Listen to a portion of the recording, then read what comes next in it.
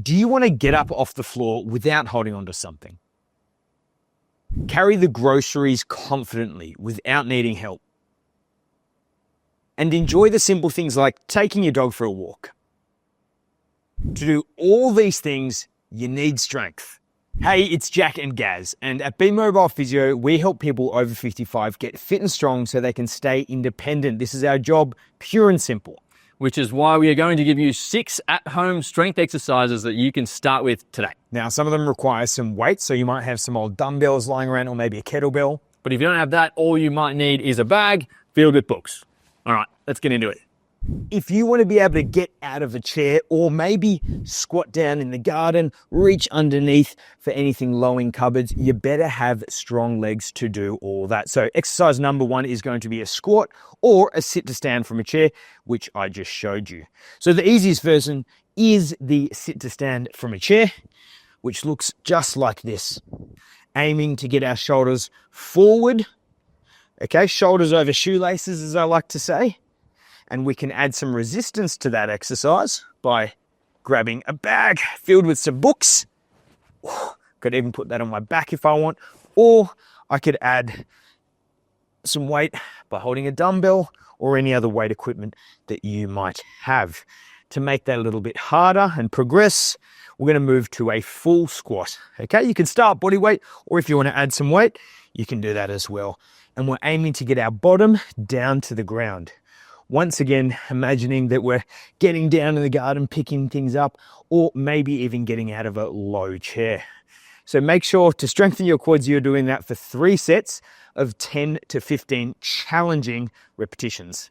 If you want to be able to push things over your head, maybe it's grandchildren, maybe you're putting things away in the cupboard, or maybe you're hanging up the washing, then you need strong shoulders. So to get you some strong shoulders, we are going to do a shoulder press as your second exercise.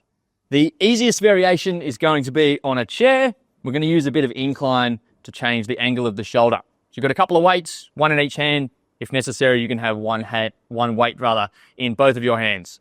You're going to lean back in the chair so that you're not completely upright, taking the weights from your shoulders straight up over your head as much as you can to try to straighten out those elbows at the top. Now, if that's not hard enough, you need a bit more of a challenge, all you're going to do is stand up. Same thing, however, taking the weights from your shoulders here, straight up over your head. Now, when you're up above your head with the weights, you might feel a bit of a curve, bit of a strain in your lower back. That's totally fine. Those muscles are engaged as well. But of course, the shoulder press is primarily targeting the shoulders. So give the shoulder press a go for 3 sets of 10 to 15 challenging repetitions, and you'll have strong, independent shoulders. The third exercise is a deadlift, and this is going to be a great one for helping you pick things up off the ground. This is what it looks like.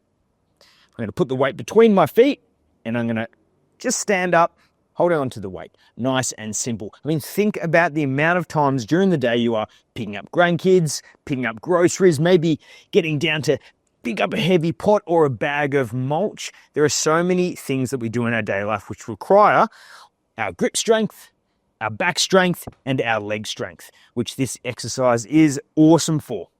So the main tips for this one is going to be keeping the weight close to you. It's standing up nice and straight, and then sticking our bottom back out as we go down. So keep the weight close and then stick our bottom out. Now, a lot of people do fear this movement because they think it might hurt their back. It's actually doing the opposite. It's strengthening your back and making it more resilient. But if you do have a bit of sensitivity, one good tip is to start from a higher position. So I might put my weight on a few books, or I've got some little cork blocks here. And then I'm not actually having to bend down as far. So that's a nice option. Or you could load up a backpack with some books, especially if you don't have gym equipment. And I can lift from a higher position using this as well. Okay, so make sure you try to do 3 sets of 5 to 10 challenging repetitions, because we really want to prepare you to lift those heavy weights in your daily life. If you want to be able to get up off the floor easier, then you need to have a strong chest and some strong shoulders. So to do that, we're going to do a push-up. But it doesn't have to be this hard. The act of a push-up is essentially just lowering your chest towards the surface and then pushing it back out. So to make that a bit easier, we're just going to raise the height of the surface onto what might be your kitchen bench. Taking a step back, lowering your chest down as far as you can towards that surface, and then pushing back out until your arms are straight. Now, to make things more tolerable for your shoulders, you might want to vary the position of your hands, the width of your hands as well, to find something that is comfortable, and otherwise going through the motions there on what would be your kitchen bench. But if that's too easy, we're going to get a bit lower. Okay, so to make things more challenging, we've lowered the surface of the push-up here. So I've just got the one box, but for you at home, this might be a chair or it might be the side of the couch. We're also down on our knees now to make things a bit closer. We're transitioning towards that full floor push-up. So we've got the knees on the cushion for comfort, hands on the surface, and still we're just lowering the chest down towards that surface and then pushing back up. But importantly now, and this is a common mistake, if you will, is we don't want to leave the hips back there. We're not sticking our bum out and doing the push-up just with the arms. We're trying to get everything involved and have the whole body pivot down on those knees towards the surface there. But if that's too easy, we've got to get lower. We've got to get rid of the box and we're going to get down on the floor. But we're going to stay on our knees. So we've still got our knees on the cushion, but now our hands are on the floor. We're lowering the chest down and pushing up, trying to get the chest as low as we can towards the floor there.